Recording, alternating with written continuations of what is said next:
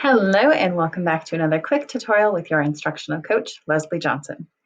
So today I'm going to teach you the best trick I know for looking at a lot of data quickly, especially for these long answer questions, but also it would be helpful for multiple choice. So what you first want to do is highlight the column with which you would like to work. And again, we're going to right click or use the tiny triangle to scroll all the way down the options to find conditional formatting. When you click on that, it's already applying the formatting to this range. So I'm not going to worry about that.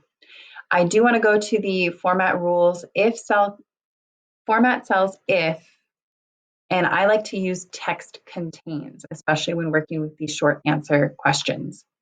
So if we're talking about the Red Scare and where did it get its name, maybe I am looking for USSR. So anything that contains USSR, I can change that color to red and click done.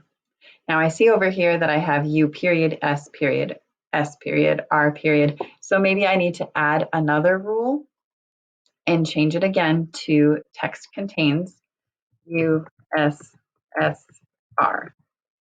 And again, clicking that paint bucket to change that particular color, and then I can click done. So I can apply as many rules as I need to within that column to help me see. I could maybe do text contains communism